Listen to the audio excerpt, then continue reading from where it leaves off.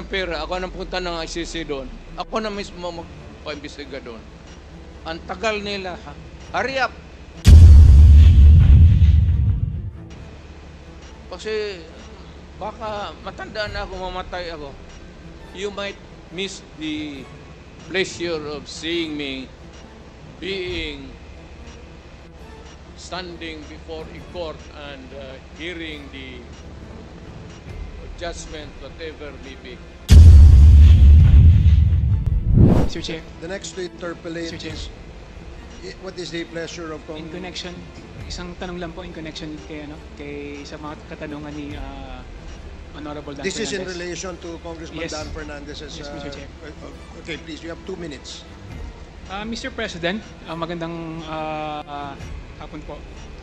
According po sa inyo, sa mga pangako nyo ng kampanya na tumatakbo po kayong presidente, na lilinisin nyo po yung ating bansa para sa ating mga anak.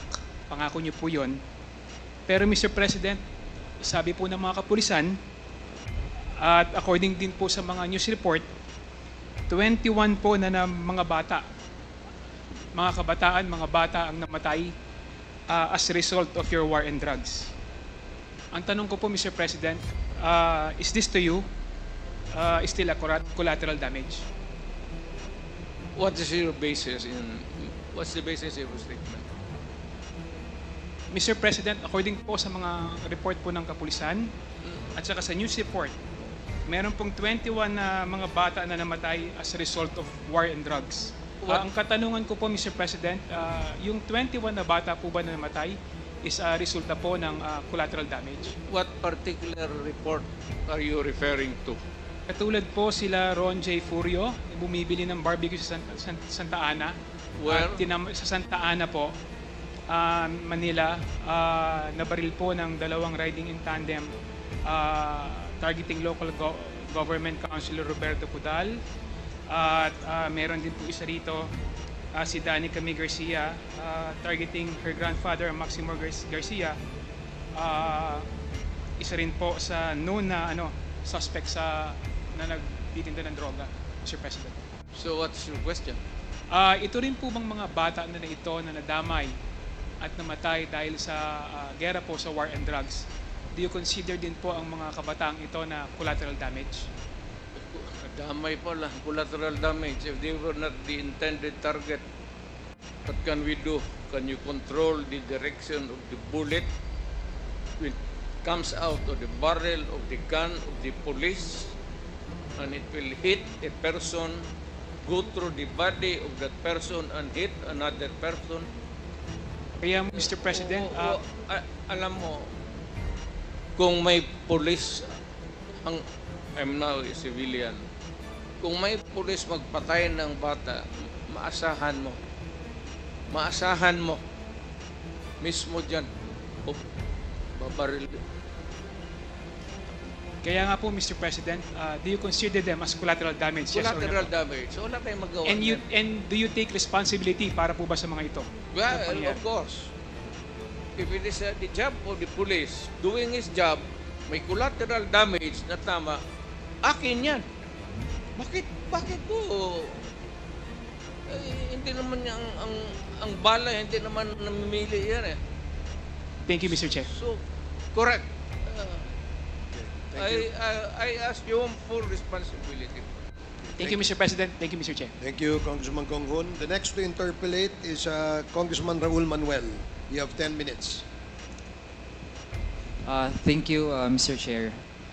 Mr. Chair, tanong po natin sa dating Pangulo Rodrigo Duterte. Gusto po natin i-confirm kung totoo na matapos mag-testify dito sa Quad Committee si retired Colonel or dating Colonel Regina Garma, totoo po ba na tumawag si dating Pangulong Rodrigo Duterte sa kanya para ipaliwanag kung bakit INC members kagaya ni Colonel Leonardo ang mainam na ilagay sa key roles dun sa war on drugs? I will not do it. And I will never do it. And I did not do it. Hindi ako mag-explain sa pulis kung ano ang ginawa niya.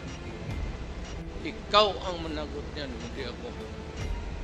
Kung may order ako sa polis, gawain mo yan. At pagka pumutok yan, iyo yan. Huwag mo akong turuin dito kasi trabaho mo yan as a police. Hindi kita kailangan. Sabi ko nga, 2 taon ako nagturo sa Police Academy, including criminal procedure and evidence. Hindi lang sophisticated, raw lecture lang. Pero hindi ako nagsabi ng turo ng gano'n ka-stupid. I mean, you should maybe medyo habulin mo ang utak ko, Andre. Hindi ako ang presidente kung... Hindi ako. Mr. Chair, linawin ko lang yung tanong.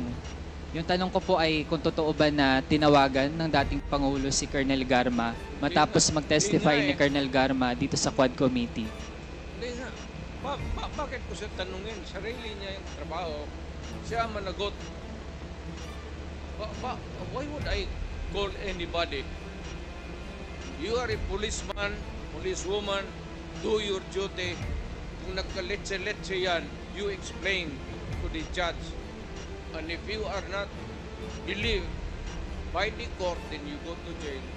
That is your duty. That is your destiny. Mr. Chair, karugtong po niyan, tama po ba na pinaliwanag na kaya napili si Colonel Leonardo para sa isang key role doon sa war on drugs ay dahil mapagkakatiwalaan siya sa pera? I do not give money to people. Wala nga akong pati hindi pagsayangan yung...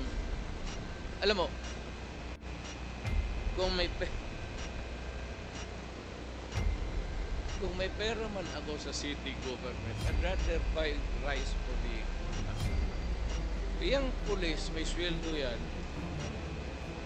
Kung may operation, magsabi sila, bigyan ko.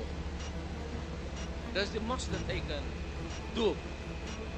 Kasi magsabi, out of the province, out of the city, you would need gasoline. Alam mo ba, baka what time malaman mo? Alam mo ba na noon ang police walang gasolina? And there are stations na walang gasolina ang police. Alam mo ba yan? Mr. Chair, muna. At yung mga... Mr. Chair, I think nabanggit na po yan kanina doon sa sagot sa mga 1 minute dati nating suspension. mga mambabat. Kinig ka muna kasi... Sandali lang po. Suspended po muna tayo.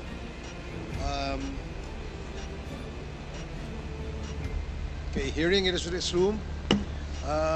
Again, I'd like to remind our resource person and our members to please maintain our decorum. Kung meron po magtataas ng boses, kung maaari po, medyo ibaba po natin yan dahil gusto po natin ay matiwasay itong ating committee hearing sa ngayon. Congressman Manuel, please proceed. Thank you, Mr. Chair. Mr. Chair, sa dating hearings ng Quad Committee, retired Police Colonel Edelberto Leonardo confirmed na merong reward scheme for police personnel under the drug war of former President Rodrigo Duterte. At meron din pong isang interview mismo sa dating Pangulo na kaya gusto niya ay INC, yung merong key roles sa drug war, ay dahil nga kapag INC daw, mapagkakatiwalaan sa pera.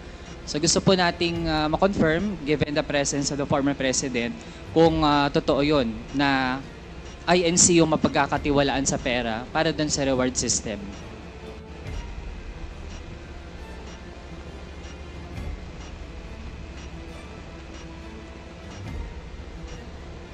The reward system. Ganito yan. Lahat ng governors pati mayors ginagawa yan.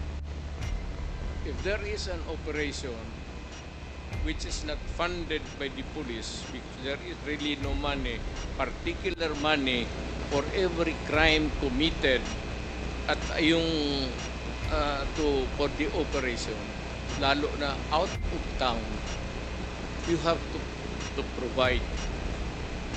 If it says Davao City, outside of the province, Cotabato, prosecutor kasi ako, so I will begin to count kung magkano. Sabi sir, sa South Cotabato, gaano kalayo yan? Anong gamitin ninyo? May gasolina, pagkain. So, ang pagkanguri ko, pagkain. Bigyan ko yan sila ng, okay, I'll give you 20,000. Magamit nila yan, gamitin nyo yan. Pag may sobra niyan, magsabi sila, sir, hindi na ubos. Kasi nahuli ka agad. Kasi marami, hindi mo masuloy, hindi mo mabulsa yan. Kasi marami kayo dyan sa team na police, nag-ooperate. Sasabihin mo talaga yan pagbalik, sir. May sobra dito, sir. Ilan? Sir, kalahati. Sabi ko, inyo na yan. Mr. Chair, Reward. Correct. Very correct. Talagang totoo. At minsan, bigyan ko pa dagdag. so Mr. Chair, dahil ngayong kina-confirm na rin naman ng dating Pangulo na merong reward system at sabi po niya hindi lang pala siya yung gumagawa niyan. Meron ding iba na gumagawa niyan in relation dun sa anti-drug campaign. Mr. Chair, I'd like to delve into specific persons na napangalanan na rin dati sa Quad Committee. Nabanggit din ng dating Pangulo sa Senado, merong pong alias Smoking na tagabigay ng pera sa mga pulis para sa drug war operations. Ito pong si Smoking ay bahagi po dati ng Presidential Management Staff. Tama po ba, Mr. Chair? Yes. An employee of the management. Mr. Chair, bakit kinakailangan na isang taga-presidential management staff ang tagabigay ng pera? Saan po ba nanggagaling yung pera na siyang ginagamit para dun sa reward system? The peace and order fund of the government. Huwag mo namang sabihin na ako pa ang magbigay doon sa mga pulis. Do not expect me to go down from the office at sabihin ko mag-distribute ako. Mr. Chair, yung Peace and Order Fund, saan po yun specifically nakalagak? Galing po ba yun sa pondo ng Office of the President? Lahat ng opisina, sir, from the President down to the Governor, Mayors, may Peace and Order Fund. Discretionary yan. Ng Mayor, ng Governor, ng Presidente. Mr. Chair, yung Peace and Order Fund sa mga local government units natin, yun po ay kinukuha mula dun sa confidential fund. So kung sa Office of the President, lalo na't meron ding allocation for confidential and intelligence fund, dun din po ba kinukuha yung Peace and Order Fund para dun sa reward system? I will not answer your question. I do have to make an accounting of what I did as President. That's official and personal. Mr. Chair, bahagi ito ng ating gustong siyasatin dito sa Quad Committee kasi kanina din naman po ang banggit lahat ng mga nagpapatupad ng ganitong operations. Yun yung source, Peace and Order Fund. Pero kailangan malinaw din saan talagang item, anong allocation po yun. So kung sa mga LGU, malinaw naman, confidential fund. Pero sa Office of the President, dahil po actually ay iilan lang naman yung mga line items doon at kung meron dyan na pinakaswak para dun sa Peace and Order, yun po ay confidential and intelligence fund. So gusto po nating ma-confirm lang, dahil po nalaman natin meron talagang reward system at merong pinanggagalingan yung pondo para dun sa reward system. Sir, sandali. Medyo papahingin mo lang ako ng 1 minute suspension. Kaya tinawag yan, sir, ng intelligence pati confidential. Kaya huwag kang magtanong kung anong confidential ginawa ko. Confidential nga eh. I am protecting the interest of the Republic when I dispense confidential fund. to the military and the police. Do not make me account for something which I cannot do legally. That is not allowed by law. I am prohibited from doing it.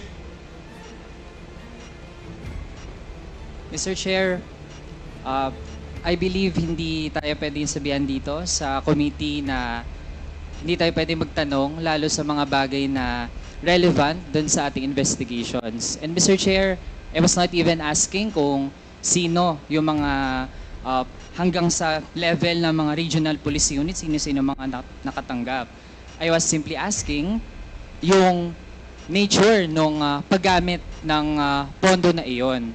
And Mr. Chair, there's nothing in the joint circular on confidential and intelligence funds that says that we cannot ask general questions, Mr. Chair. Kaya kung ayaw po tayong sagutin dun sa ganong mga bagay, then I think that's actually an indirect admission na dun talaga nanggagaling at ayaw lang pong specify ng ating resource person yung nitty-gritty. Pero yun na po yung nagtutugma yung Peace and Order Fund na pwede talagang kunin doon sa Confidential and Intelligence Fund na actually ay lumobo ng sobrang taas sa ilalim po ng term ng past administration. So actually po, we gave our resource person a chance to answer pero nagdi-deviate po mula doon sa paano talaga sana sagutin ng diretso kasi simple lang naman po yung tanong kung doon ba kinukuha. Okay, let me answer you. Chance to answer. You are asking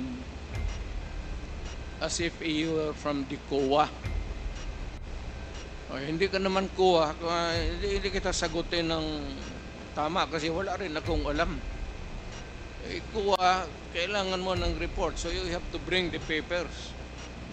You're asking questions that are pertaining to COA. Ano? Hindi naman ako COA.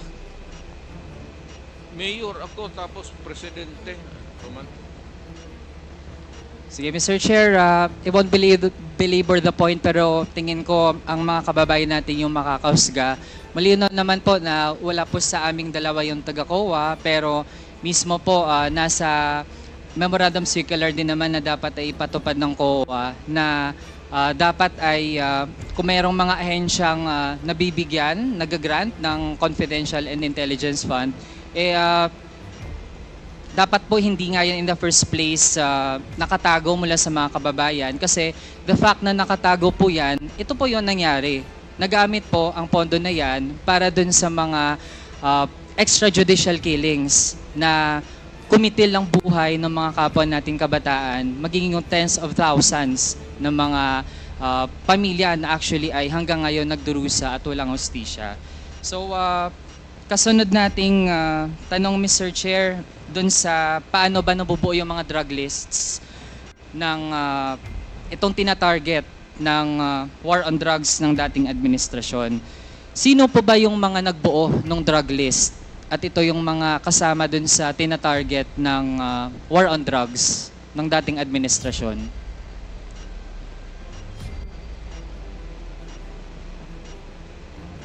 Drug list, it has to come. Hindi naman sa department store yan. It has to come from the police doing the undercover. Mr. Chair, yung mga napangalanan dati dito sa Quad Committee, kagaya ni na Colonel Leonardo, bahagi ba sila ng mga nagbuo nitong drug list?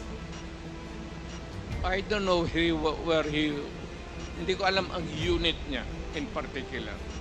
I only know that there's a policeman.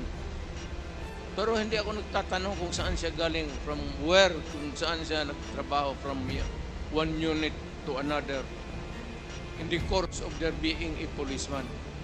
Marami yan silang dinaanan. They are not just there diretso.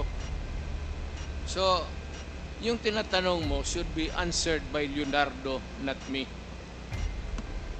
Mr. Chair, lalo na't ang drug war ay ang number one reference nito ang pronouncements ng dating Pangulo. Kaya po, we have every right to ask our resource person tungkol dun sa pagbubuo ng mga drug list. Mr. Chair, ano po ang vetting process bago ma-finalize yung mga drug list?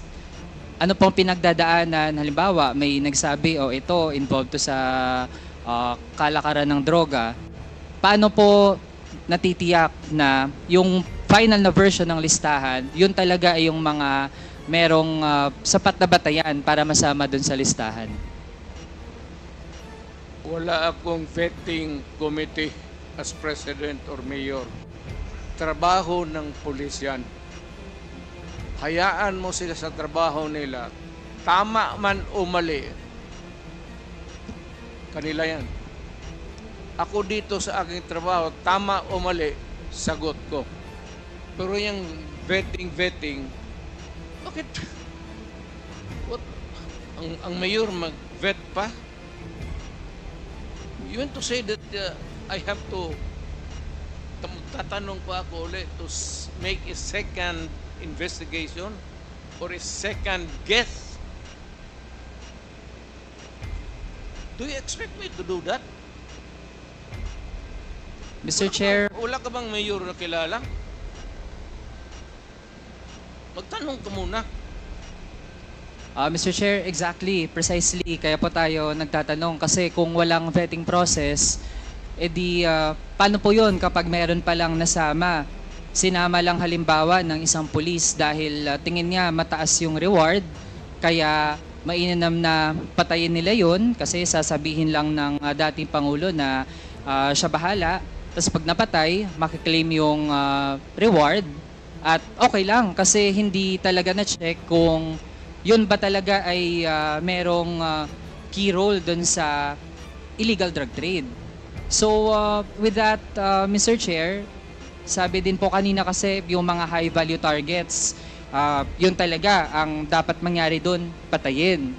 So Mr. Chair, gusto nating malaman, lahat po ba ng mga high value targets dun sa drug list na hindi na vet, lahat po ba yun ay merong unlawful aggression na ginawa noong sila ay gustong tugisin ng pulis? Again.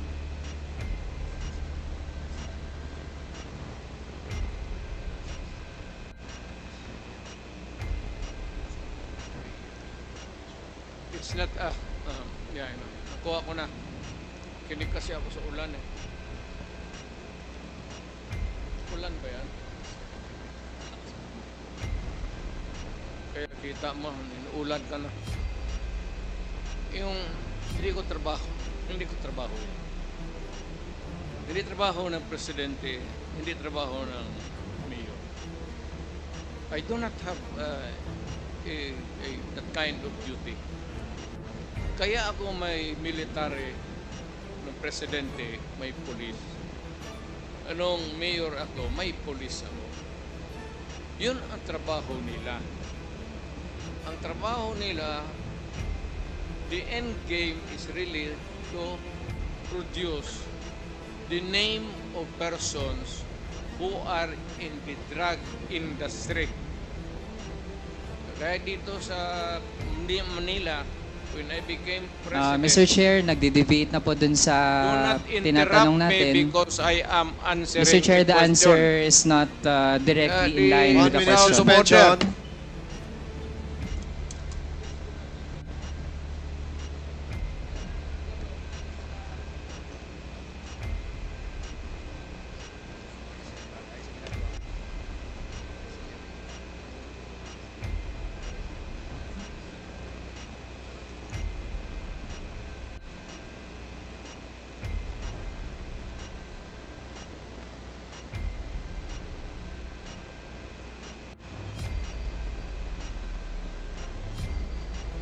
Hearing is resumed.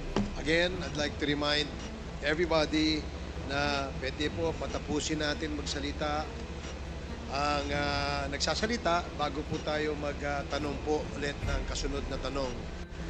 Para lang ho malinaw at maayos ang ating hearing, yun po ang paulit-ulit po nating sasabihin. So, Congressman Manuel, you have 3 more minutes. Please proceed. Thank you, Mr. Chair.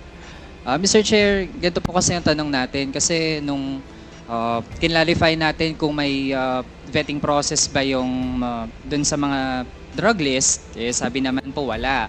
Kaya halimbawa, kapag ang pangalan ay nalagay dun sa pagiging high value target na mataas yung reward para sa ganung mga tao, kahit hindi pa yan dumaan sa tamang proseso, ang goal na po kaagad ay patayin.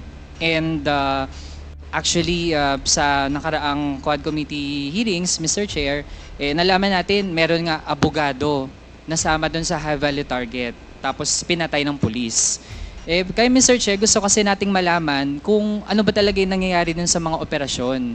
Kaya ang unang tanong po natin, kung meron po bang unlawful aggression dun sa lahat ng mga pinatay. Yun lang po yung tanong natin, Mr. Chair, para ma-establish po natin talaga kung may merit ba na ganun yung order, na kapag high value target, ang goal dapat ng police, patayin sila.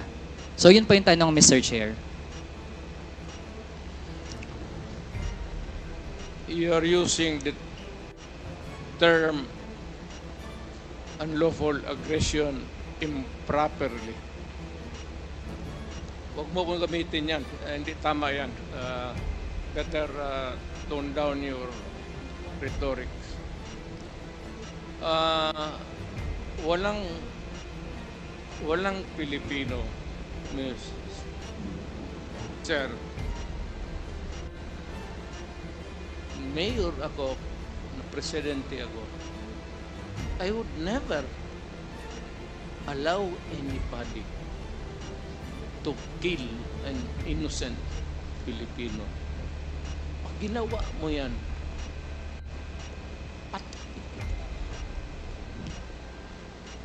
magtanong ka lahat ng pulis ng Pilipinas. Pagka pumasok ka ng kidnapping, pinatay mo,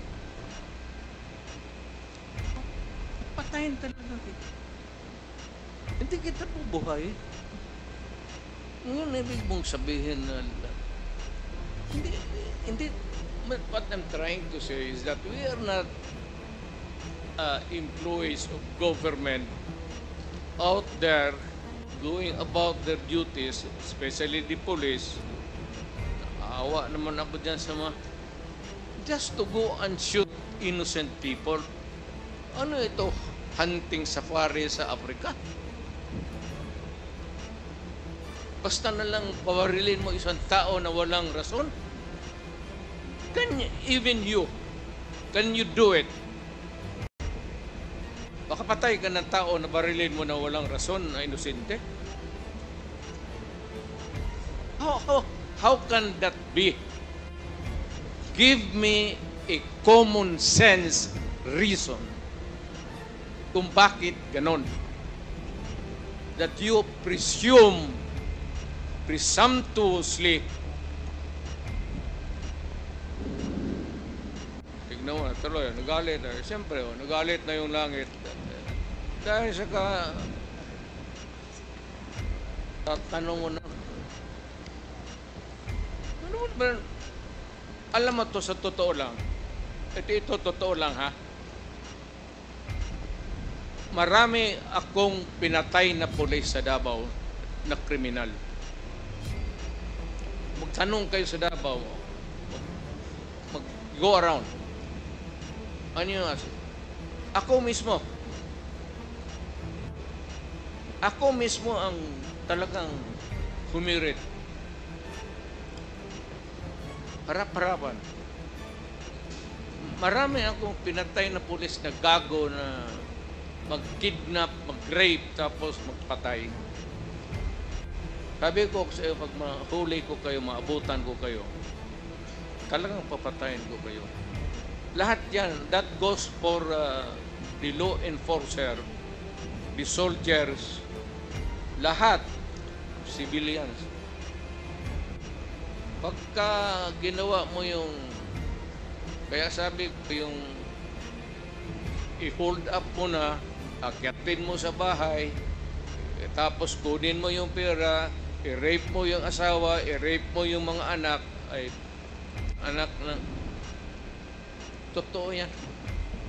Kaya, Yan yung sinasabi nila, totoo yan. Mr. Chair, Oo, totoo yan. ang bagit po ng dating Pangulo, hindi daw siya mag-uutos na magpapatay ng mga inosente. Pero kanina din po kasi ang na-mention, basta nasa list ng high value target, ang goal ay patayin. So I'd like to ask muna Mr. Chair, kasi para din po maging malinaw sa mga kababayan natin, I'd like to ask Attorney Conti from NUPL. Ako din naman po, Mr. Chair, ayoko dun sa mga drug lord. Gusto ko mapanagot. O, Mr. Chair, kung high value target ba, kapag wala pang proceeding ng korte, pero nasa listahan ng high value target, dun sa war on drugs ng dating administrasyon, ano po ba, inosente po ba ang status ng tao na yon? Yes, Mr. Chair. Everybody would be presumed innocent until proven guilty. And if there is no conviction, then therefore everybody who died during the war on drugs without that conviction are innocent. And second, Mr. Chair, I'd like to point out that the Philippines has suspended the implementation of the death penalty. So actually, no one should die in the context of any legal proceeding actually. Kaya isang malaking kapabulaanan po na ang nasa drug list ay dapat mamatay. Hindi po totoo yan. And Mr. Chair, another lawyer din po, si Attorney Chel. Simple lang po. So ibig sabihin, kahit nasa top rank pa yan ng illegal drug trade at gusto nating lahat matigil yung pinagagagawa nila, pero kung ang status pa ay inosente, ano ba yung dapat palang gawin? Ang dapat pong gagawin ay magkalap ng ebidensya, mag-case build-up at sampahan siya ng kaso sa korte. Yun din po yung naging problema sa mga drug list. Ang napagtestiguhan ni PIDEA Chief Lasso nung isang hearing natin dito ay sabi niya of the 6,000 plus na pangalan na nasa drug list ay hanggang ngayon ang na-validate lang po ay 1,500. At meron pang mga ilan na pangalan doon na dinagdag na lang after sila ay na-neutralize o pinatay. Okay, so Mr. Chair, so ibig sabihin hindi lang po isa, dalawang abogado na yung nagsasabi na bagamat gusto natin na matigil yung pinaggagawa ng mga drug lord na pwedeng magpakalat ng droga sa bansa para sirain ang buhay ng mga kabataan, yung proseso na ginawa ng dating administrasyon, meron talagang problema doon. Kasi Mr. Chair, sa totoo lang, may right to self-defense naman yung police, pero meron po kasing tatlong kondisyon yan, Mr. Chair. At doon pa lang sa one of the three, yung pagtiyak na walang unlawful aggression, actually hindi na po mapanindigan ng ating resource person. Kaya ibig sabihin talaga, dun sa policy na yung goal ay pumatay, meron na po talagang malaking problema doon. Huling topic na lang, Mr. Chair, sa ICC kasi mismo ang dating Pangulo ang nagsabi na bilisan ng ICC yung kanilang investigation. I just would like to be clarified, Mr. Chair, kasi it seems to be a change of mind. Kasi nung patapos na ang term ng dating Pangulo, June 25, 2022, the Office of the President slammed the plan of the ICC to resume investigation dun sa naging war on drugs. So, gusto lang po natin maging malinaw, Mr. Chair, na dati ay ayaw po ng dating Pangulo dun sa ICC, pero ngayon ay okay lang na mag-investigate po yung ICC. Tama po ba ang narinig natin kanina, Mr. Chair? Mr. Chair, the ICC does not scare me a bit. They can come here anytime. I suppose that you would want to maybe make it easy for them to visit and start the investigation. I would welcome that.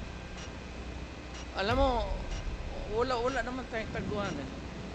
Ang sinabi ko, yung ginawa ko, sinasabi ko na sa inyo, yung ginawa ko.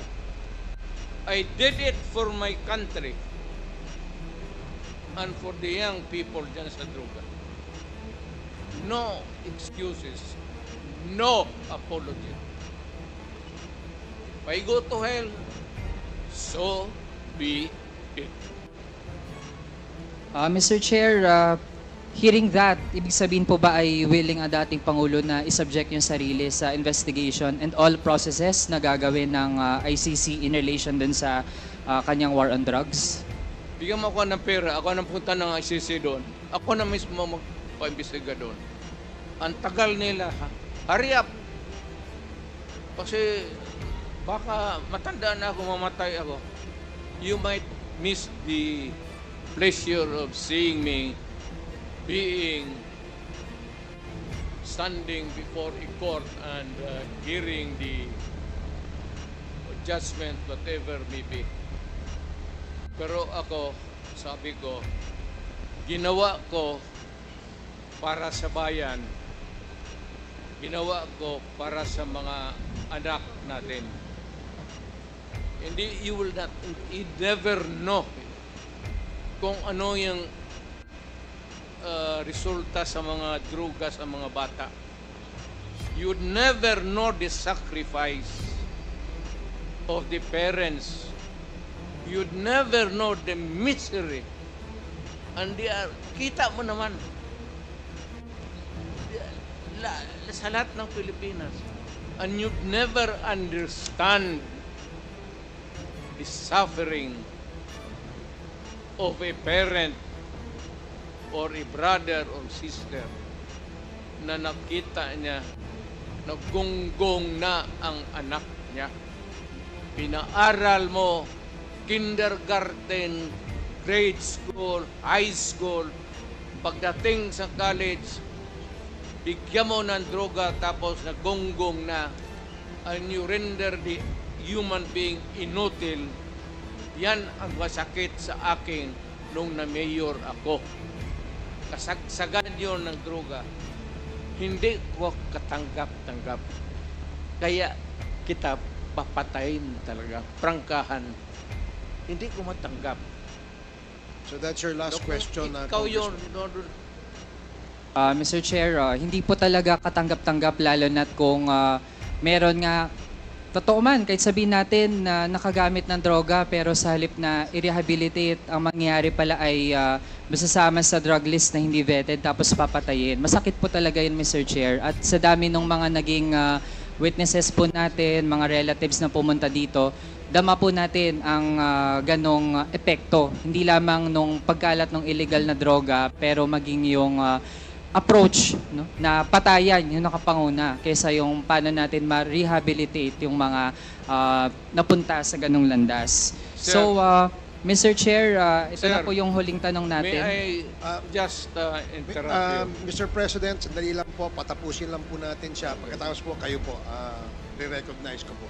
Sige, please, wrap it up. Thank so you, that, Mr. we Chair. can Mr. proceed. Chair, huling tanong kasi lumitaw din naman na ang dating economic advisor ng former president na si Michael Yang ay actually involved sa illegal drug trade. So gusto po nating matanong kasi ang postura po ng dating Pangulo ay staunch enemy of illegal drugs, pero malalaman natin, Mr. Chair, na ganun pala ang ilan sa mga aktibidad ng kanyang economic advisor. So gusto po nating malaman, alam din po ba yon ng dating Pangulo na mismo economic advisor niya ay involved sa illegal drug trade? Are you really sure? We had lots of evidence po dito sa Well, hearings sa Kamara. Produce one now. The records of the House of Representatives can suffice. He's going around until now and making friends with everybody. Lahat ng mayor yan dinedicate, ganon ang mga in-check. Lahat ng businessmen sa China, mainland China, pag nagdegosyo, nagdidikit yan ng mga politiko, especially the mayor. Hindi ako namimili kasi lulo ko in-check eh. So ano bang problema ko maglapit yan dito, puro kriminal? Magipag-inuman ako ng kriminal. Pagkatapos yan, barilin ko. Wala mga problema sa akin yan. Pakainin ko, tapos pagpusog na, lasingin ko. Tapos, tatapon ko. Kaso Mr. Chair, hindi lang po Ganun yun lang. kainuman. Mismo, lang ang Presidential Economic Advisor, ganun pala ang ginagawa. So it seems like parang naging mafia po ang gobyerno natin nung nakarang administrasyon. And with that, I end my interpellation, Mr. Chair. Thank Mr. you. Chair, kung buhay pa yan, ibig sabihin, hindi yan durugista. Hindi ko itataya yung pagkatao ko. Salamat. Mayor, presidente, tapos mag-ano-ano ka ng, ano lang, bigyan mo ako ng pera, ako nang punta ng ICC doon, ako na mismo magpa-imbestiga doon. Ang tagal nila, ha? Hurry up! Kasi baka matanda na ako, mamatay ako. You might miss the pleasure of seeing me standing before a court and hearing the judgment, whatever may be. Mr. Chair, The next to interpellate Mr. Chair. is, what is the pleasure of in connection, isang tanong lang po in connection kay sa mga katanungan ni Honorable Dan This is in Fernandez. relation to Congressman Yes. Dan Fernandez's... Yes, Mr. Chair.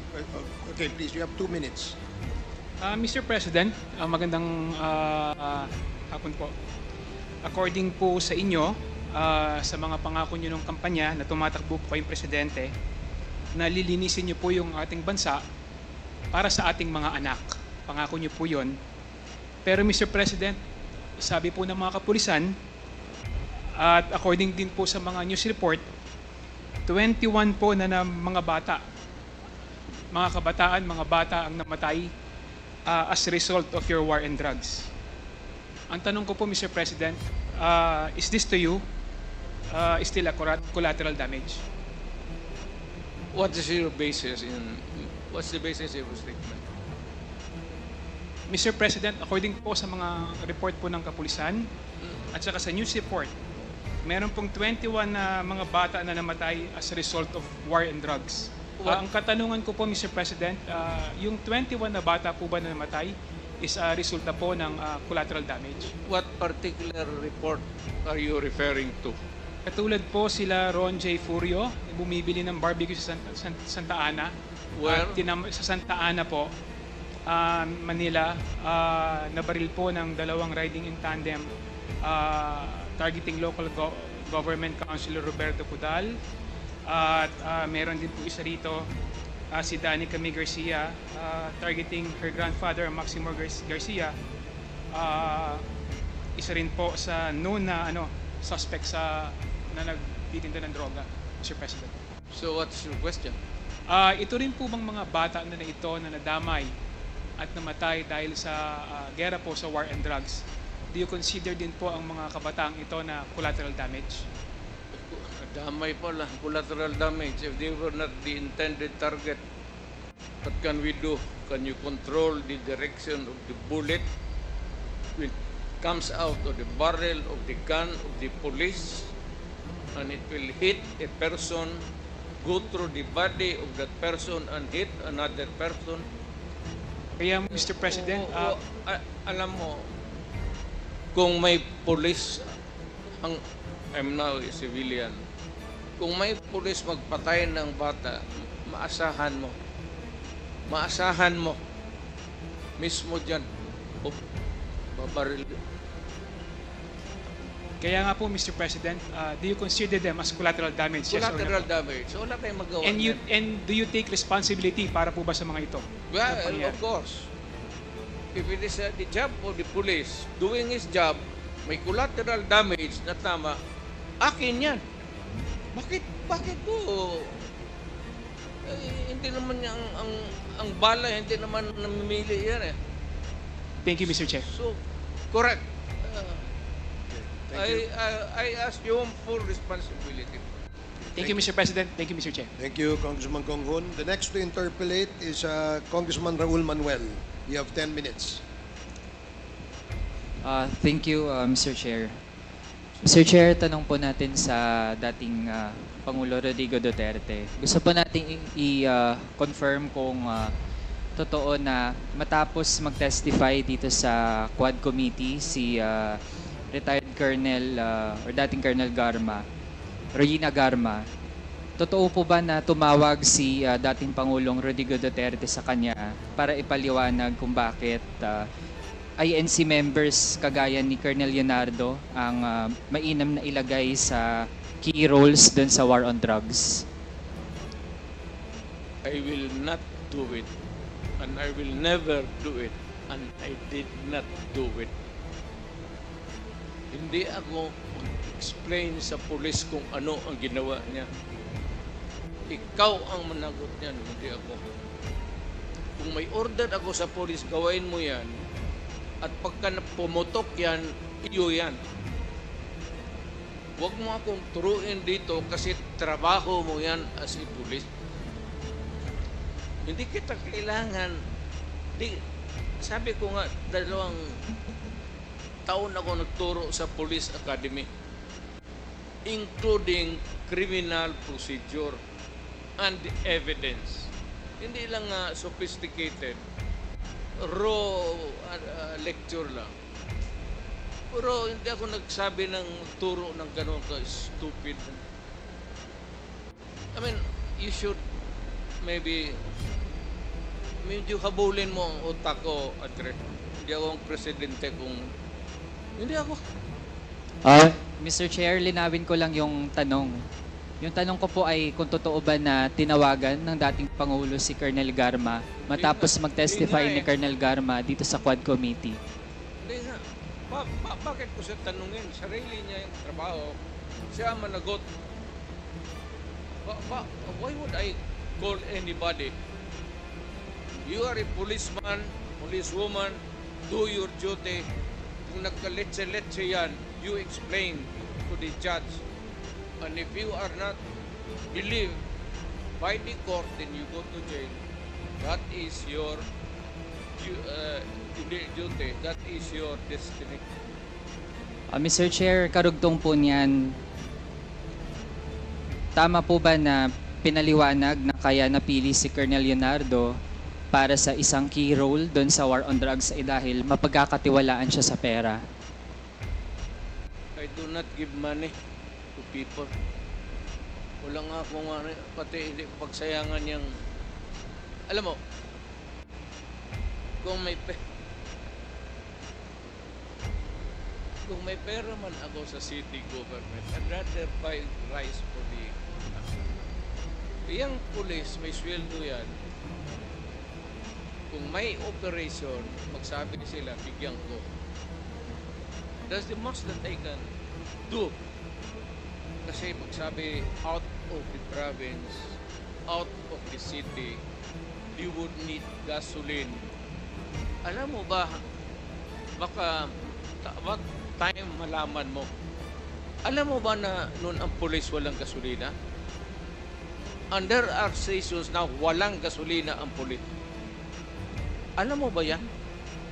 Mr. Chair, muna. At yung mga Mr. Chair, I think nabanggit na po yan kanina doon sa sagot sa mga 1 minute dati nating mga mambabato.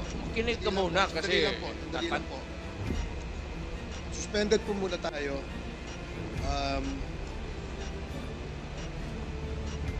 Okay, hearing is resumed. Again, I'd like to remind our resource person and our members to please maintain our decorum. Kung meron po magtataas ng boses, kung maaari po, medyo ibaba po natin yan dahil gusto po natin ay matiwasay itong ating committee hearing sa ngayon. Congressman Manuel, please proceed. Thank you, Mr. Chair. Mr. Chair, sa dating hearings ng Quad Committee, retired Police Colonel Edelberto Leonardo confirmed na merong reward scheme for police personnel under the drug war of former President Rodrigo Duterte. At meron din pong isang interview mismo sa dating Pangulo na kaya gusto niya ay INC, yung merong key roles sa drug war, ay dahil nga kapag INC daw, mapagkakatiwalaan sa pera. So gusto po nating ma-confirm, given the presence of the former President, kung totoo yun na INC yung mapagkakatiwalaan sa pera para dun sa reward system.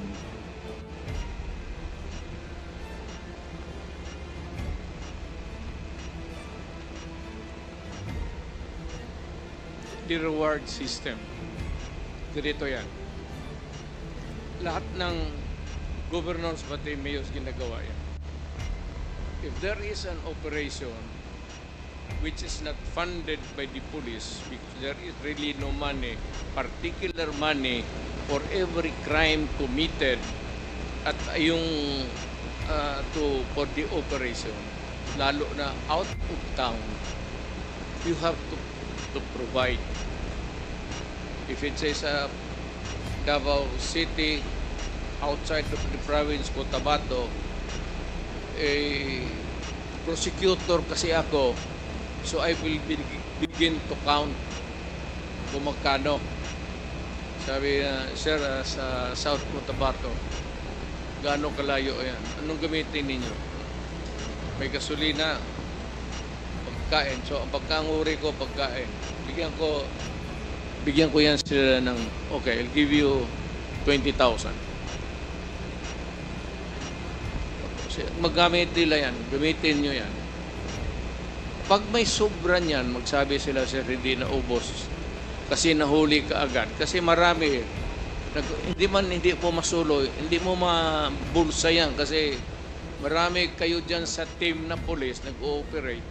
Sasabihin mo talaga yan pagbalik, sir. May sobra dito, sir. Ilan? Sir, kalahati. Sabi ko, inyo na yan. Mr. Chair, Reward. Correct. Very correct. Talagang totoo. At minsan, bigyan ko pa dagdag. so Mr. Chair, dahil ngayong kina-confirm na rin naman ng dating Pangulo na merong reward system at sabi po niya hindi lang pala siya yung gumagawa niyan. Meron ding iba na gumagawa niyan in relation dun sa anti-drug campaign. Mr. Chair, I'd like to delve into specific persons na napangalanan na rin dati sa Quad Committee. Nabanggit din ng dating Pangulo sa Senado, merong pong alias Smoking na tagabigay ng pera sa mga pulis para sa drug war operations.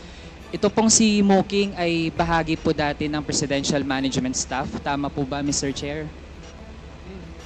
Yes. An employee of the management.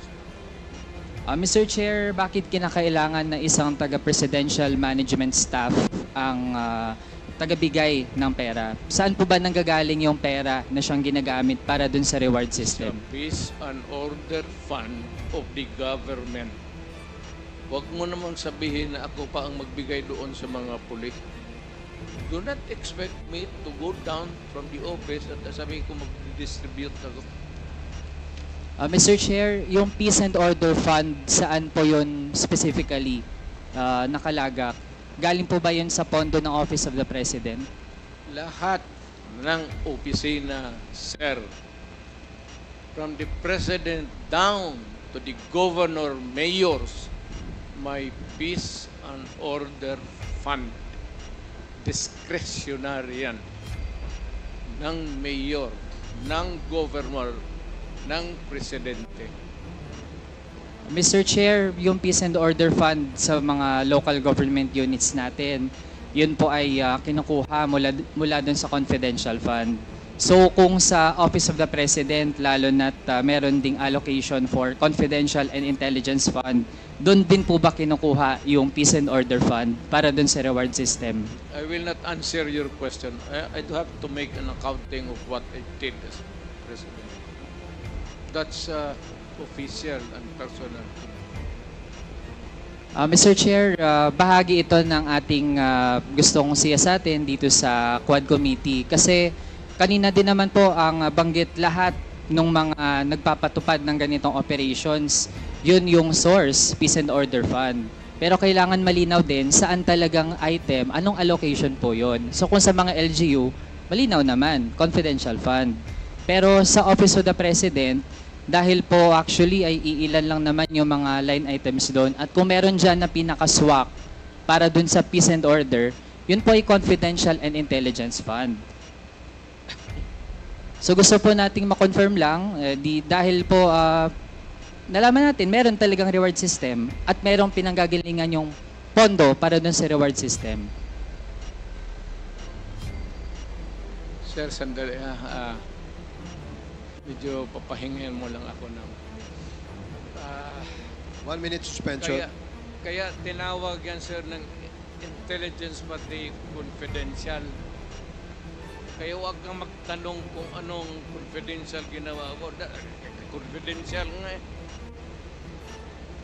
I am protecting the interest of the Republic when I dispense confidential funds to the military and the police.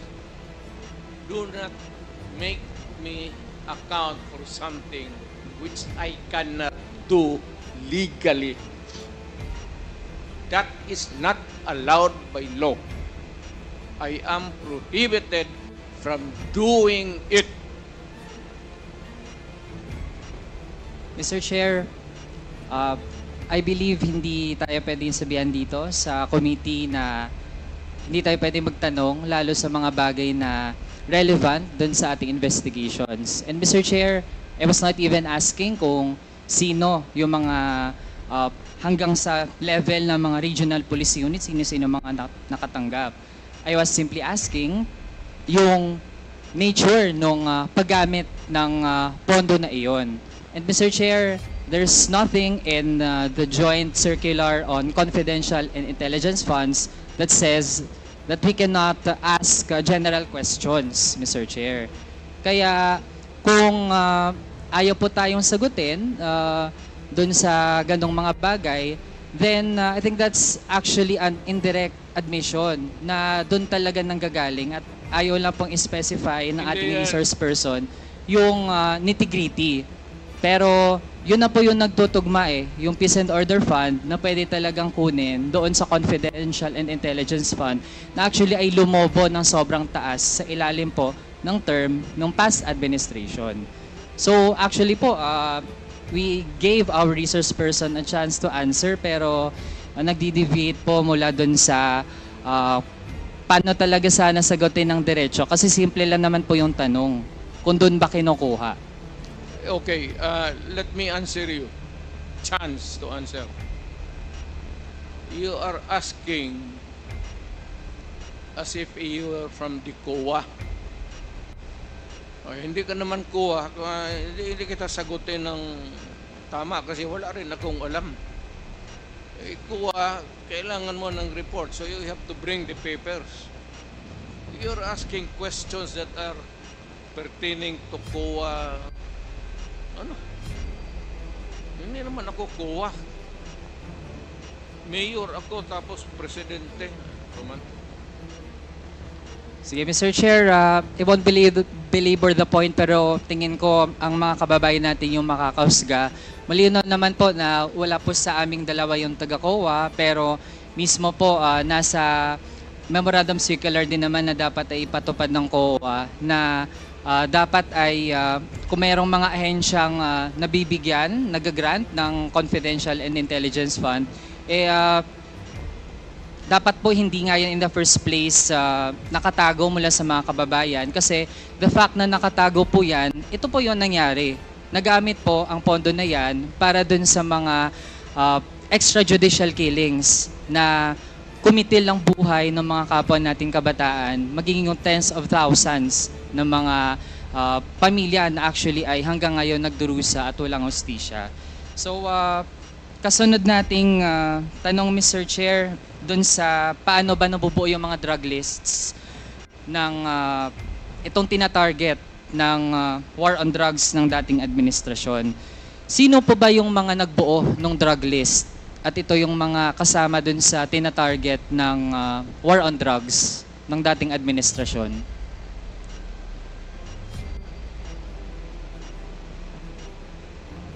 Drug list, it has to come. Hindi naman sa department store yan. It has to come from the police doing the undercover. Mr. Chair, yung mga napangalanan dati dito sa Quad Committee kagaya ni na Colonel Leonardo, bahagi ba sila ng mga nagbuo nitong drug list? I don't know hindi ko alam ang unit niya in particular. I only know that there's a policeman Pero hindi ako nagtatanong kung saan siya galing, from where, kung saan siya nagtrabaho from one unit to another in the course of their being a policeman. Marami yan silang dinaanan. They are not just there diretso. So, yung tinatanong mo should be answered by Leonardo, not me.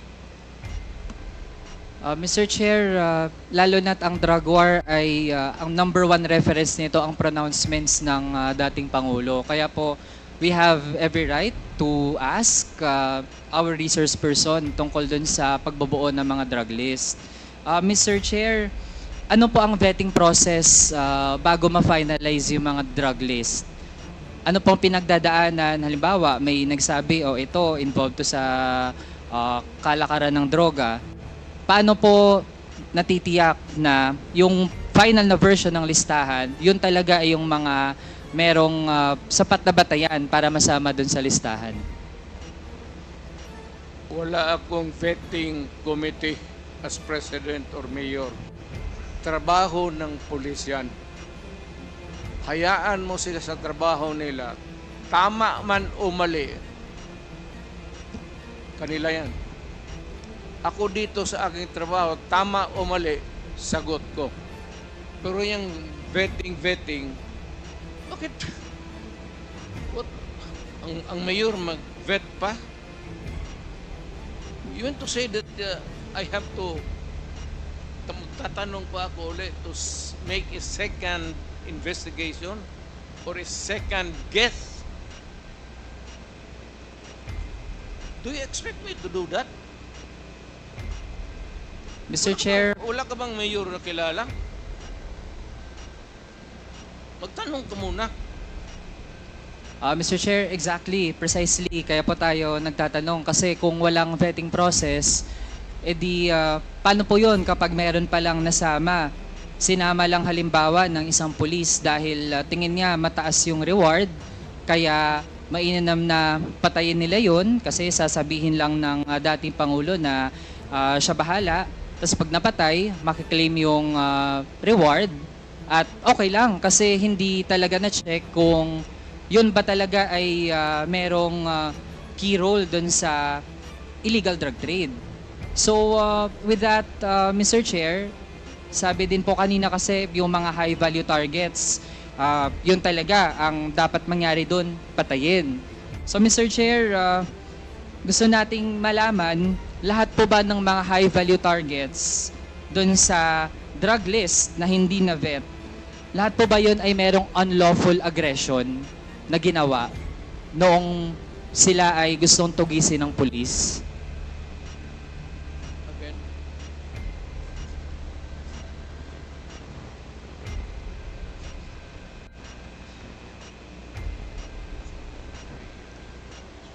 It's not, yeah, I know. Nakuha ko na. Kinig kasi ako sa ulan eh. Ulan ba yan? Kaya kita mo, ulan ka na. Yung hindi ko trabaho yun. Hindi trabaho ng presidente, hindi trabaho ng mayor. I do not have that kind of duty. Kaya ako may military ng presidente, may police. Anong mayor ako, may police ako. Yun ang trabaho nila. Ang trabaho nila, the end game is really to produce the name of persons who are in the drug industry. Kaya dito sa Manila, when I became president, Mr. Chair, nagde-debate na po dun sa do not tinatanong interrupt me natin. because I am answering Mr. Chair, the question. answer is not directly in line with the 1 minute question. suspension.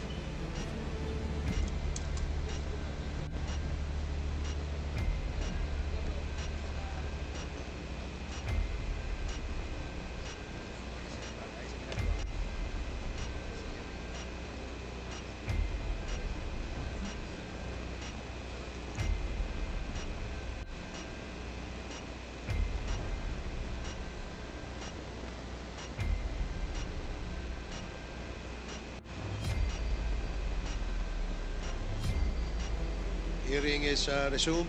Again, I'd like to remind everybody na pwede po patapusin natin magsalita ang nagsasalita bago po tayo magtanong po ulit ng kasunod na tanong.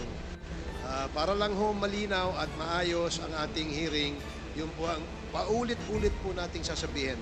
So, Congressman Manuel, you have 3 more minutes.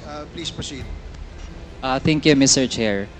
Mr. Chair, ganito po kasi ang tanong natin kasi nung kinlarify natin kung may vetting process ba yung dun sa mga drug list, sabi naman po wala. Kaya halimbawa, kapag ang pangalan ay nalagay dun sa pagiging high value target na mataas yung reward para sa ganung mga tao, kahit hindi pa yan dumaan sa tamang proseso, ang goal na po kaagad ay patayin. And actually, sa nakaraang Quad Committee hearings, Mr. Chair, nalaman natin meron nga abogado nasama dun sa high value target, tapos pinatay ng pulis. Kaya Mr. Chair, gusto kasi nating malaman kung ano ba talaga yung nangyayari dun sa mga operasyon. Kaya ang unang tanong po natin, kung meron po bang unlawful aggression dun sa lahat ng mga pinatay. Yun lang po yung tanong natin, Mr. Chair, para ma-establish po natin talaga kung may merit ba na ganun yung order, na kapag high value target, ang goal dapat ng police, patayin sila. So yun po yung tanong, Mr. Chair. You are using the term unlawful aggression improperly. Huwag mo kong gamitin yan. Hindi tama yan. Better tone down your rhetoric.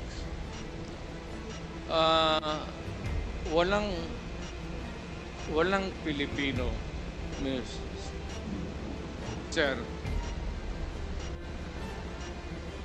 Mayor ako, na presidente ako, I would never allow anybody to kill an innocent Filipino.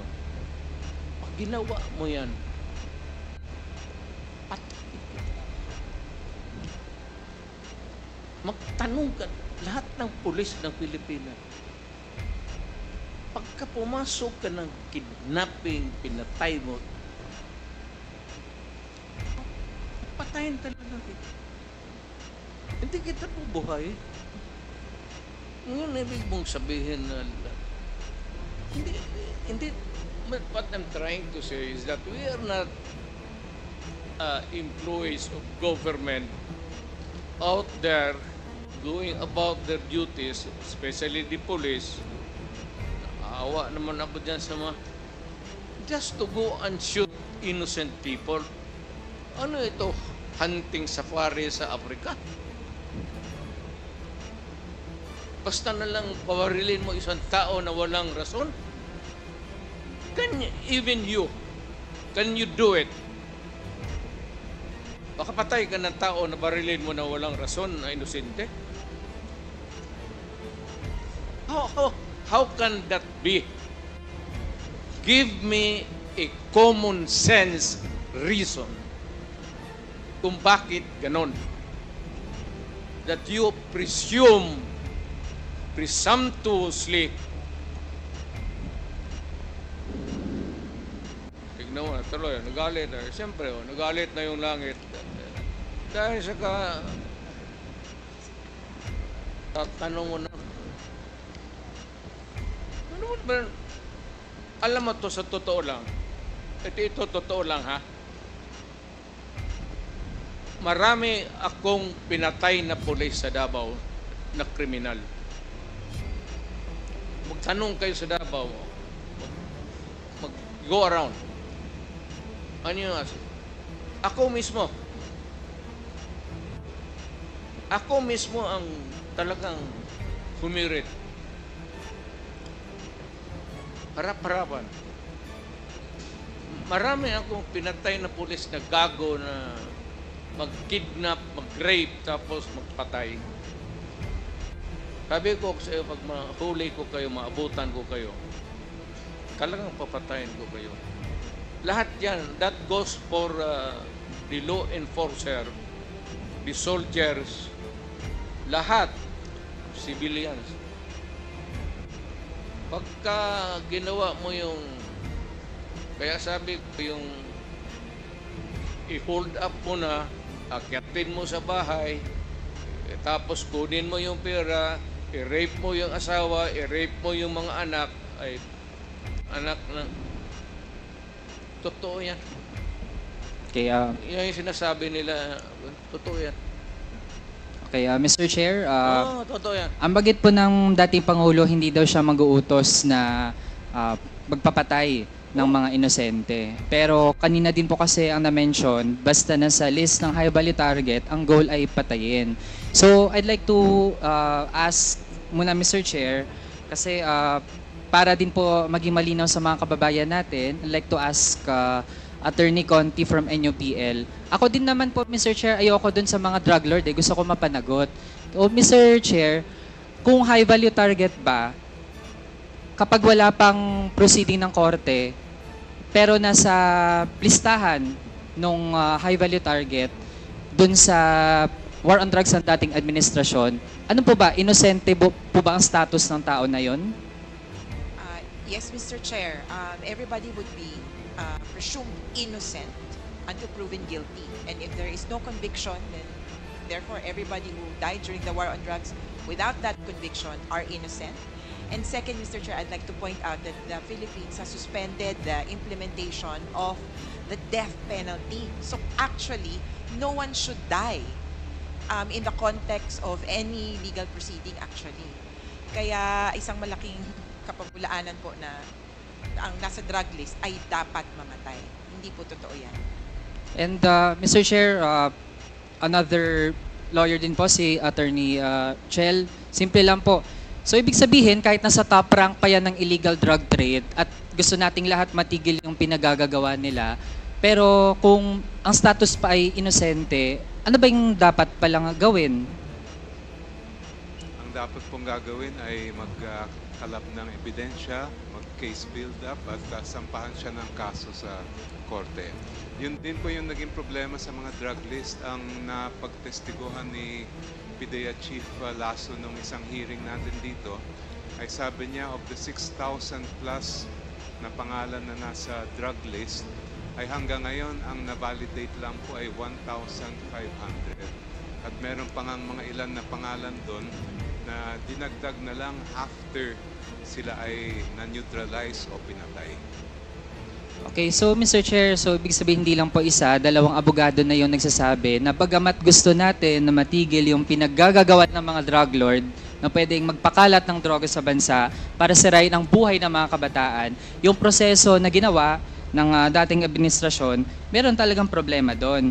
Kasi Mr. Chair, sa totoo lang, may right to self-defense naman yung police, pero meron po kasing tatlong kondisyon yan, Mr. Chair. At doon pa lang sa one of the three, yung pagtiyak na walang unlawful aggression, actually hindi na po mapanindigan ng ating resource person. Kaya ibig sabihin talaga, dun sa policy na yung goal ay pumatay, meron na po talagang malaking problema doon. Huling topic na lang, Mr. Chair, sa ICC kasi mismo ang dating Pangulo ang nagsabi na bilisan ng ICC yung kanilang investigation. I just would like to be clarified, Mr. Chair, kasi it seems to be a change of mind. Kasi nung patapos na ang term ng dating Pangulo, June 25, 2022, the Office of the President slammed the plan of the ICC to resume investigation dun sa naging war on drugs. So, gusto lang po natin maging malinaw, Mr. Chair, na dati ay ayaw po ng dating Pangulo dun sa ICC, pero ngayon ay okay lang na mag-investigate po yung ICC. Tama po bang narinig natin kanina, Mr. Chair? Mr. Chair, the ICC does not scare me a bit. They can come here anytime. I suppose that you would want to maybe make it easy for them to visit and start the investigation. I would welcome that. Alam mo, wala naman tayong taguan eh. Ang sinabi ko, yung ginawa ko, I mean, sinasabi ko na sa inyong ginawa ko. I did it for my country and for the young people dyan sa droga. No excuses. No apology. If I go to hell, so be it. Mr. Chair, hearing that, ibig sabihin po ba ay willing ang dating Pangulo na isubject yung sarili sa investigation and all processes na gagawin ng ICC in relation dun sa kanyang war on drugs? Bigyan mo ako ng pera, ako nang punta ng ICC doon. Ako na mismo magpa-imbestiga doon. Ang tagal nila, hurry up! Kasi baka matanda na ako, mamatay ako. You might miss the pleasure of seeing me standing before a court and hearing the judgment, whatever may be. Pero ako, sabi ko, ginawa ko para sa bayan, ginawa ko para sa mga anak natin.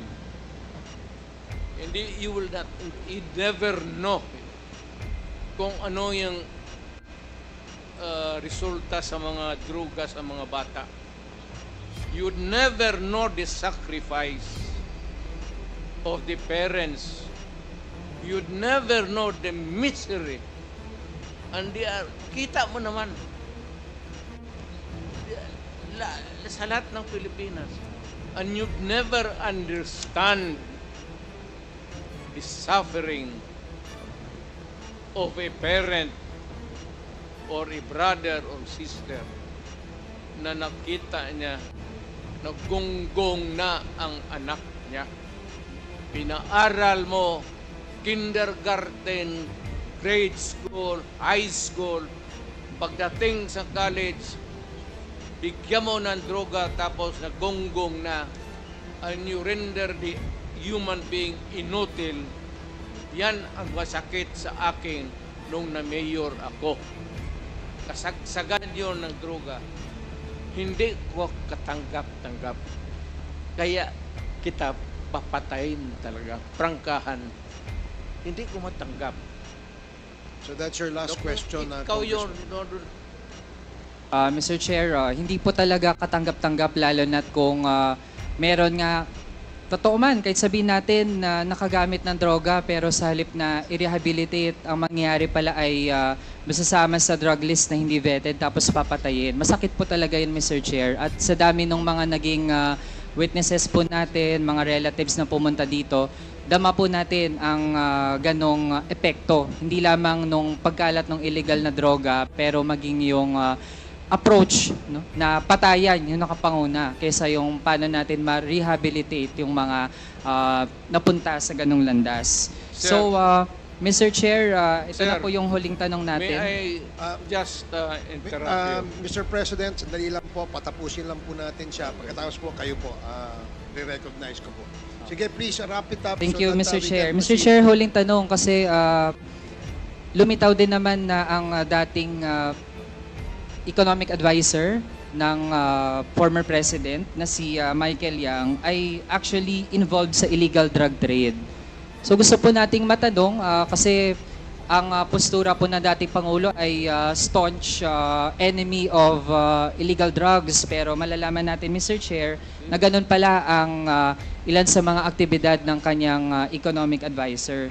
So gusto po nating malaman, alam din po ba yon ng dating Pangulo na mismo economic advisor niya ay involved sa illegal drug trade? Are you really sure?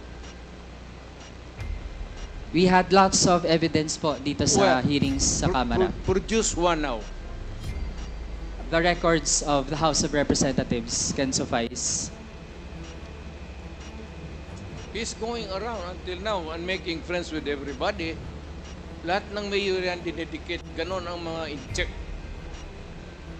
Lahat ng businessmen sa China, mainland China, pag nagdegosyo, nagdidikit yan ng mga politiko, especially the mayor. Hindi ako namimili kasi lulo ko in-check eh. So ano bang problema ko maglapit yan dito, puro kriminal? Eh, pag-inuman ako ng kriminal. Pagkatapos yan, barilin ko. Wala mang problema sa akin yan. Pakainin ko, tapos pagbusog na, lasingin ko. Tapos, tatapon ko. Kaso Mr. Chair, hindi lang po Pero yun lang- kainuman. Mismo, lang yung Presidential Economic Advisor, ganun pala ang ginagawa. So it seems like parang naging mafia po ang gobyerno natin nung nakarang administrasyon. And with that, I end my interpellation, Mr. Chair. Thank Mr. you. Chair, kung buhay pa yan, ibig sabihin, hindi yan durugista. Hindi ko itataya yung pagkatao ko. Salamat. Mayor, presidente, tapos mag-ano-ano ka ng, ano lang, bigyan mo ako ng pera, ako nang punta ng ICC doon, ako na mismo magpa-imbestiga doon. Ang tagal nila, ha? Hurry up! Kasi baka matanda na ako, mamatay ako. You might miss the pleasure of seeing me being standing before a court and hearing the judgment, whatever may be. Mr. Chair, The next to interpellate Mr. Chair. is, what is the pleasure of in connection, isang tanong lang po in connection kay sa mga katanungan ni Honorable Dan This is in Fernandez. relation to Congressman Yes. Dan Fernandez's... Yes, Mr. Chair. Okay, please, you have 2 minutes. Mr. President, magandang hapon po. According po sa inyo, sa mga pangako nyo ng kampanya na tumatakbo po kayong presidente, na lilinisin nyo po yung ating bansa para sa ating mga anak. Pangako nyo po yun. Pero Mr. President, sabi po ng mga kapulisan, at according din po sa mga news report, 21 po na mga bata, mga kabataan, mga bata ang namatay as a result of your war and drugs. Ang tanong ko po, Mr. President, is this to you still a collateral damage? What is your basis what's the basis of your statement? Mr. President, according po sa mga report po ng kapulisan at saka sa news report, meron pong 21 na mga bata na namatay as a result of war and drugs. Ang katanungan ko po, Mr. President, yung 21 na bata po ba na namatay is a resulta po ng collateral damage? What particular report are you referring to? Katulad po sila Ron J. Furio, bumibili ng barbecue sa Santa Ana. Where? Sa Santa Ana po, Manila, nabaril po ng dalawang riding in tandem targeting local government councilor Roberto Cudal. At meron din po isa rito, si Danny Camille Garcia, targeting her grandfather, Maximo Garcia. Isa rin po sa known na suspect na nagtitinda ng droga, Mr. President. So what's your question? Ito rin po bang mga bata na ito na nadamay at namatay dahil sa gera po sa war and drugs, do you consider din po ang mga kabataang ito na collateral damage? Damay pala, collateral damage. If they were not the intended target, what can we do? Can you control the direction of the bullet when it comes out of the barrel of the gun of the police and it will hit a person, go through the body of that person and hit another person? Kaya Mr. President, Alam mo, kung may police, I'm now a civilian, kung may police magpatay ng bata, maasahan mo, mismo dyan, babaril. kaya nga po Mr. President, do you consider them as collateral damage? Yes or no? Collateral damage. So wala tayong magawa. And do you take responsibility para po ba sa mga ito? Well, Na pangyayari? of course. If it is the job of the police doing his job, may collateral damage na tama, akin yan. Bakit po? Hindi naman ang bala, hindi naman namimili yan eh. Thank you, Mr. Chair. So, correct. Thank you. I ask you for responsibility. Thank you, Mr. President. Thank you, Mr. Chair. Thank you, Congressman Conghun. The next to interpellate is Congressman Raul Manuel. You have 10 minutes.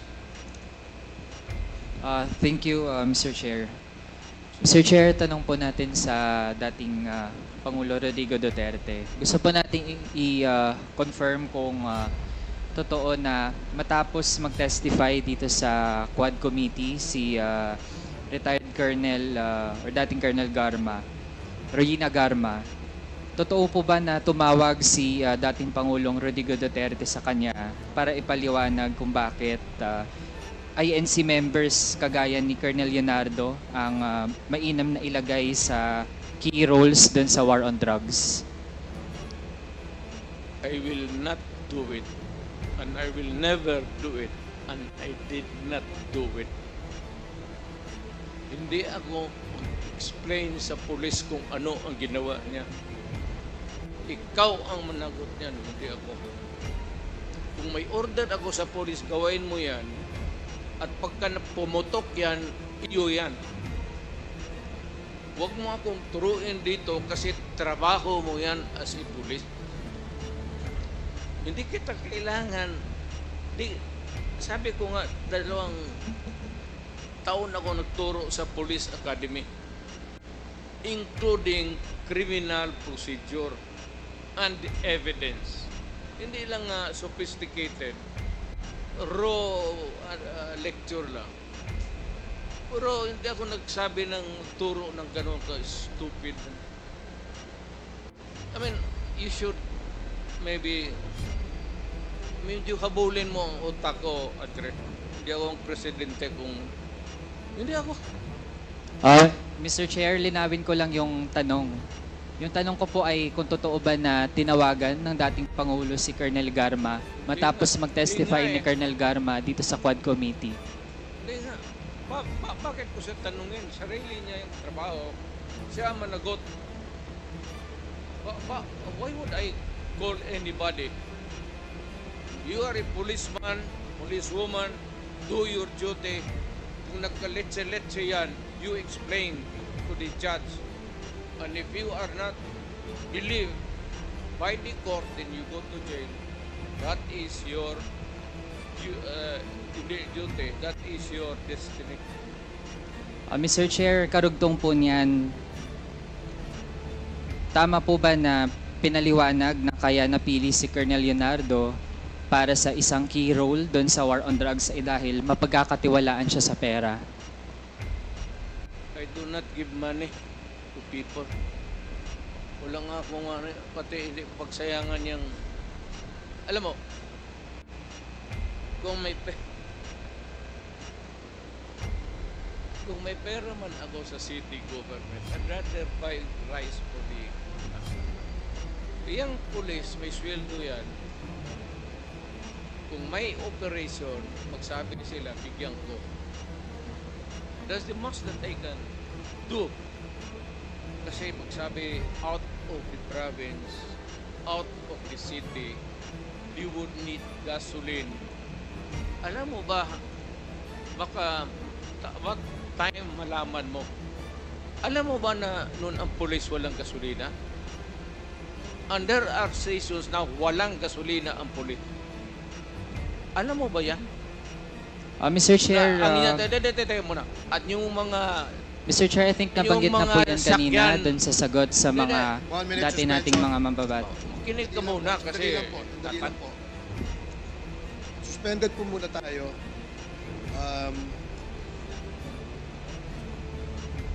Okay, hearing is resumed. Again, I'd like to remind our resource person and our members to please maintain our decorum. Kung meron po magtataas ng boses, kung maaari po, medyo ibaba po natin yan dahil gusto po natin ay matiwasay itong ating committee hearing sa ngayon. Congressman Manuel, please proceed. Thank you, Mr. Chair. Mr. Chair, sa dating hearings ng Quad Committee, retired Police Colonel Edelberto Leonardo confirmed na merong reward scheme for police personnel under the drug war of former President Rodrigo Duterte. At meron din pong isang interview mismo sa dating Pangulo na kaya gusto niya ay INC, yung merong key roles dun sa drug war, ay dahil nga kapag INC daw, mapagkakatiwalaan sa pera. So gusto po nating ma-confirm, given the presence of the former president, kung totoo yun, na INC yung mapagkakatiwalaan sa pera para dun sa reward system.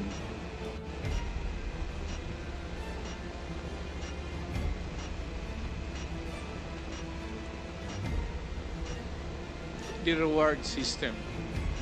Ganito yan. Lahat ng governors pati mayors ginagawa yan. If there is an operation which is not funded by the police because there is really no money, particular money for every crime committed at yung for the operation, lalo na out of town, you have to provide. If it says Davao City, outside of the province, Cotabato, prosecutor kasi ako, so I will begin to count kung magkano. Sabi sir, sa South Cotabato, gaano kalayo yan? Anong gamitin ninyo? May gasolina, pagkain. So, ang pagkanguri ko, pagkain. Bigyan ko yan sila ng, okay, I'll give you 20,000. Magamit nila yan, gamitin nyo yan. Pag may sobra niyan, magsabi sila, sir, hindi na ubos. Kasi nahuli ka agad. Kasi marami, hindi po masuloy, hindi mo mabulsa yan. Kasi marami kayo dyan sa team na police, nag-ooperate. Sasabihin mo talaga yan pagbalik, sir. May sobra dito, sir. Ilan? Sir, kalahati. Sabi ko, inyo na yan. Mr. Chair, Reward. Correct. Very correct. Talagang totoo. At minsan, bigyan ko pa dagdag. so Mr. Chair, dahil ngayong kino-confirm na rin naman ng dating Pangulo na merong reward system at sabi po niya hindi lang pala siya yung gumagawa niyan. Meron ding iba na gumagawa niyan in relation dun sa anti-drug campaign. Mr. Chair, I'd like to delve into specific persons na napangalanan na rin dati sa Quad Committee. Nabanggit din ng dating Pangulo sa Senado, merong pong alias Smoking na tagabigay ng pera sa mga pulis para sa drug war operations. Ito pong si Smoking ay bahagi po dati ng Presidential Management Staff. Tama po ba, Mr. Chair? Yes. An employee of the management. Mr. Chair, bakit kinakailangan na isang taga-Presidential Management Staff ang tagabigay ng pera? Saan po ba nanggagaling yung pera na siyang ginagamit para dun sa reward The system? Peace and Order Fund of the government. Huwag mo naman sabihin na ako pa ang magbigay doon sa mga pulis. Do not expect me to go down from the office at sabihin ko mag-distribute ako. Mr. Chair, yung Peace and Order Fund, saan po yun specifically nakalagak? Galing po ba yun sa pondo ng Office of the President? Lahat ng opisina, sir, from the President down to the Governor, Mayors, may Peace and Order Fund. Discretionary yan. Ng Mayor, ng Governor, ng Presidente.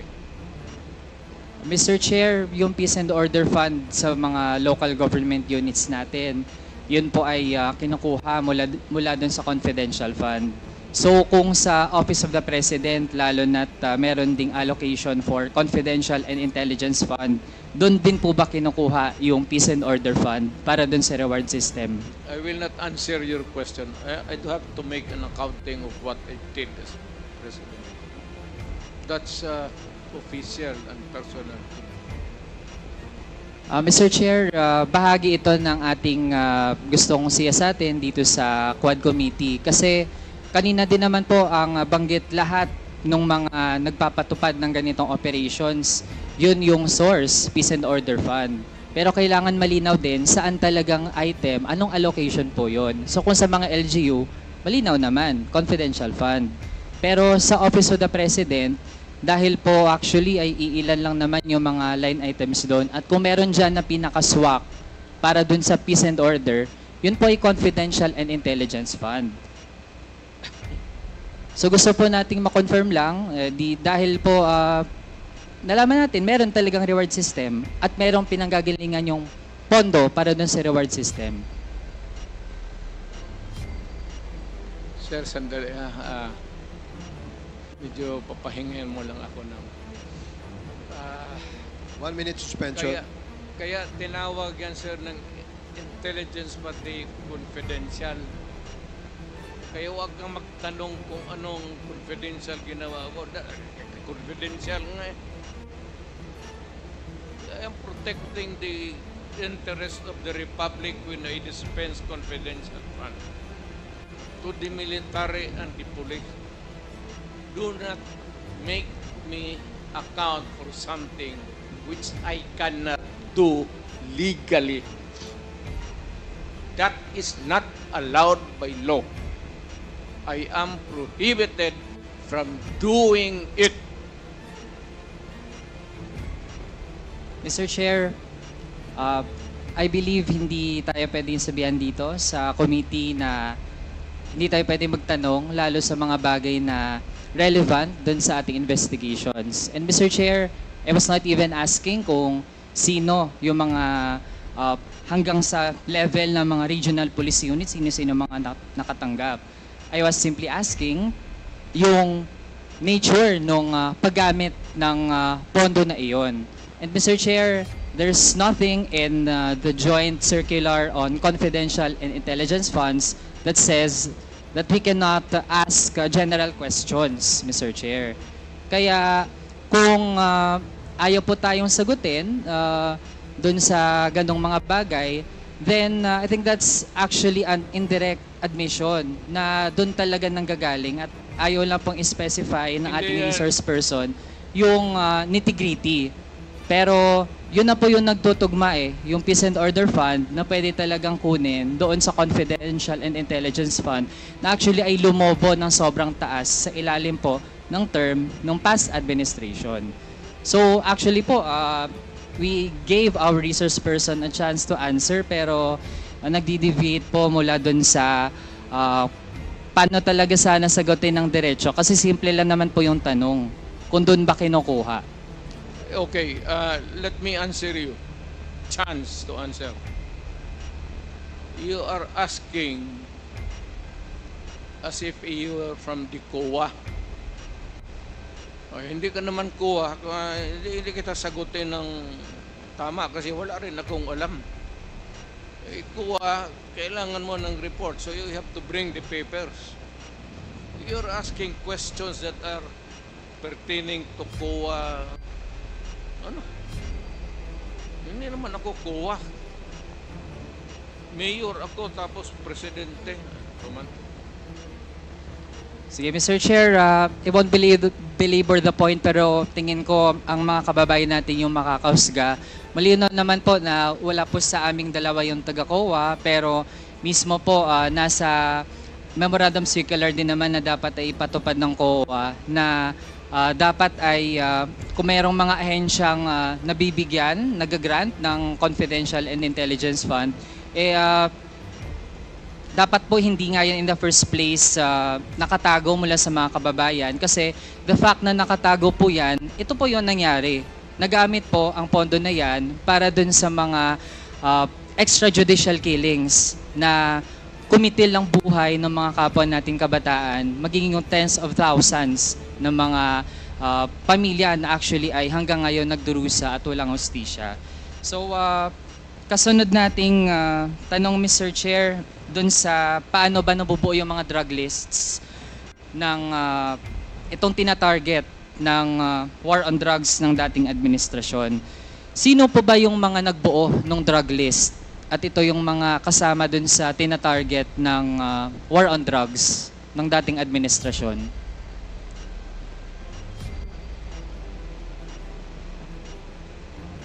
Drug list, it has to come Hindi naman sa department store yan. It has to come from the police doing the undercover. Mr. Chair, yung mga napangalanan dati dito sa Quad Committee, kagaya ni na Colonel Leonardo, bahagi ba sila nung mga nagbuo nitong drug list? I don't know hindi ko alam ang unit niya in particular. I only know that there's a policeman.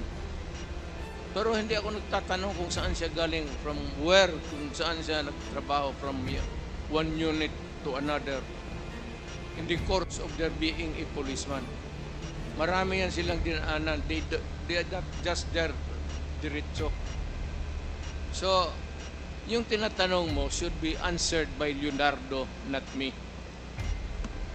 Mr. Chair, lalo na't ang drug war ay ang number one reference nito ang pronouncements ng dating Pangulo. Kaya po, we have every right to ask our resource person tungkol dun sa pagbubuo ng mga drug list. Mr. Chair, ano po ang vetting process bago ma-finalize yung mga drug list? Ano pong pinagdadaanan? Halimbawa, may nagsabi, ito, involved to sa kalakaran ng droga. Paano po natitiyak na yung final na version ng listahan, yun talaga ay yung mga merong sapat na batayan para masama dun sa listahan? Wala akong vetting committee as president or mayor. Trabaho ng pulis yan. Hayaan mo sila sa trabaho nila. Tama man o mali, kanila yan. Ako dito sa aking trabaho, tama o mali, sagot ko. Pero yung vetting, bakit? What? Ang mayor mag-vet pa? You want to say that I have to, tatanong pa ako ulit to make a second investigation or a second guess? Do you expect me to do that?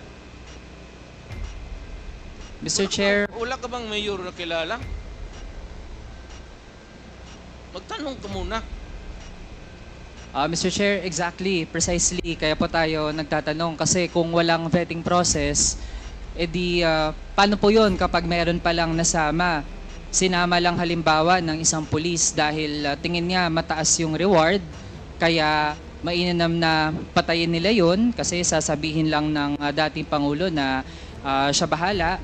Tapos pag napatay, makiklaim yung reward at okay lang kasi hindi talaga na-check kung yun ba talaga ay merong key role dun sa illegal drug trade.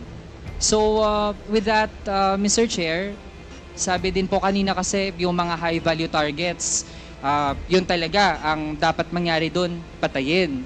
So Mr. Chair, gusto nating malaman, lahat po ba ng mga high value targets dun sa drug list na hindi na vet, lahat po ba yun ay merong unlawful aggression na ginawa noong sila ay gustong tugisin ng pulis? Again.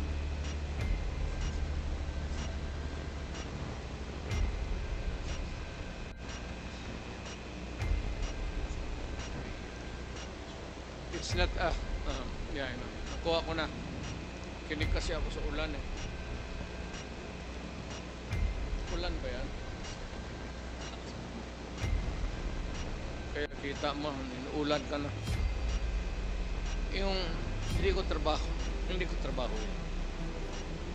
Hindi trabaho ng presidente, hindi trabaho ng mayor. I do not have that kind of duty.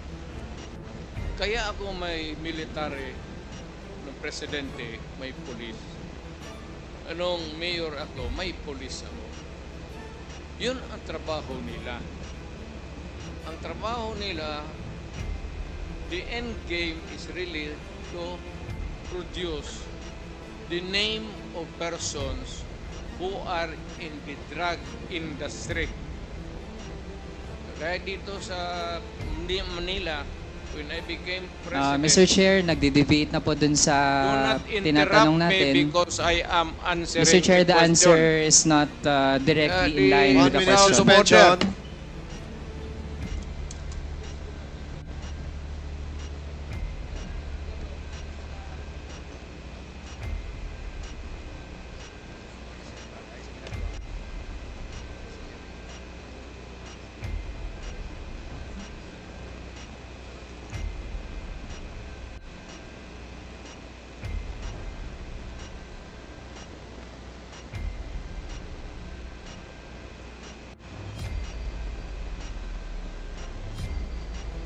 Hearing is resumed. Again, I'd like to remind everybody na pwede po patapusin natin magsalita ang nagsasalita bago po tayo magtanong po ulit ng kasunod na tanong. Para lang ho malinaw at maayos ang ating hearing, yun po ang paulit-ulit po nating sasabihin. So, Congressman Manuel, you have 3 more minutes. Please proceed. Thank you, Mr. Chair. Mr. Chair, ganito po kasi ang tanong natin kasi nung kinlarify natin kung may vetting process ba yung dun sa mga drug list, eh, sabi naman po wala.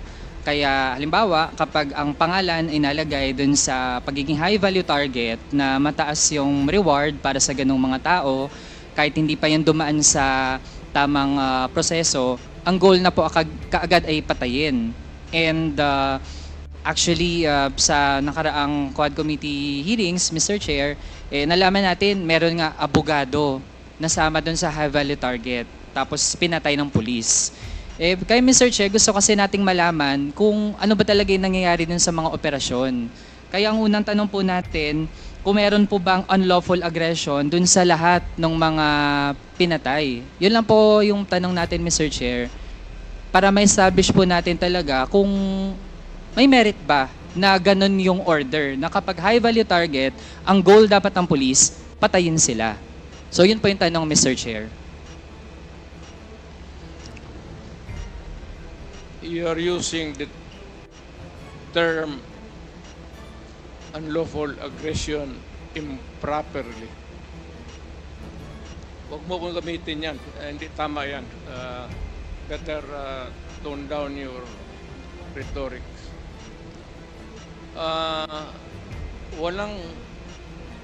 Walang Pilipino, Miss Sir.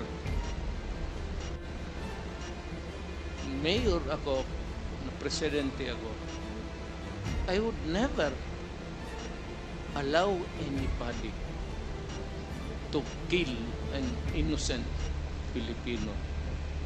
Pag ginawa mo yan,